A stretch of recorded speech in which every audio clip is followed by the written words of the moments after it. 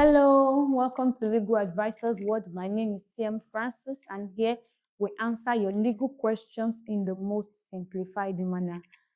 This video is a continuation of our previous post on elements of an offense. Today, we will be focusing on the second element of an offense called mens rea. If you are seeing my face for the first time, please subscribe, like this video, share this video, drop your comments and questions in the comment section because we love reading from you. Yes, so without further ado, let's jump right into today's video. Yes, like I said, we'll be discussing elements of an offense. And in our previous post, we had discussed actus reus, that is the guilty act. In today's video, we'll be discussing mens rea, that is the guilty mind. It is very important before an offense can be said to have been committed to ensure that there is existence of a guilty mind, an intention to cause harm, an intention to harm the object or harm the victim of the action. If there's no such intention, then the person may just escape being charged with that particular offense. So, for example, there must be an intention to kill before you can say someone has committed murder. If there's no intention to kill, then it can't be murder. Yes. Okay, so mens rea is the guilty mind. And there has been dissenting opinions between judges on this mens rea issue. There's a particular judge called Brian CJ. According to him, it is difficult to know what is in the mind of a man because the devil himself does not even know what is in a man's mind. That is Brian CJ's opinion, that the devil himself does not know what is in a man's mind. So how do you know what is in a man's mind? But there are other scholars, someone like Bowen LJ, who believes that the mind of a man can be ascertained, is ascertainable. You can ascertain what is in the mind of a man. So how does criminal law know, or how does criminal law deduce the mind of a man to know whether there is actually a guilty mind present? Criminal law does this by looking at overt acts, the action. There is a link between actus reus and mens rea. You can't totally sever actus reus from mens rea. Yes, they are intertwined, they are linked. Okay, so the law will look at the overt acts. For example, there's the case of a man who stabbed his wife. I think he's Arowolo. Arowolo, please check your textbook. I commend you to your criminal law textbook, whether Okonkwo Anaish or Aguda, whichever one you have. Yes, there's this case of the man who stabbed his wife about 17 times. With that action, it is so clear that he had the mind to kill her.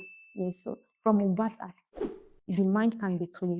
Another example is if someone is hiding a document, there's another case where someone was hiding a document that was needed at the court.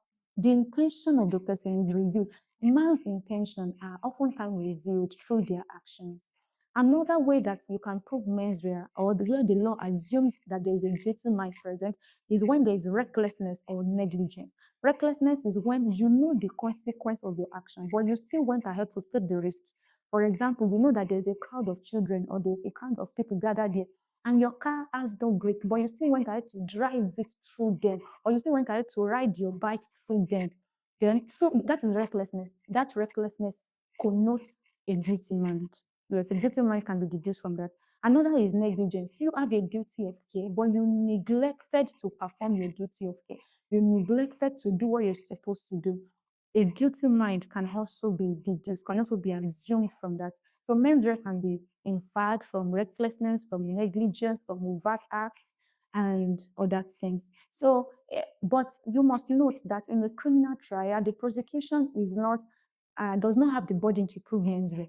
They only have the burden to prove the actus reus, and you can just deduce the mens rea from the actus reus or from the manner in which the action is performed, the offense, the actus reus. Yes, I hope you learned one or two things from this video. Don't forget, there are two elements of an offense, actus reus and mens rea. I would like you to drop your thoughts in the comment section. Do you think this is okay? There are examples of cases where, like, there's an example of someone was beaten or clogged, and then the people who beat the man, thinking that he was dead, they now rolled him down a cliff. But the man was not dead actually. He died because they rolled him down a cliff.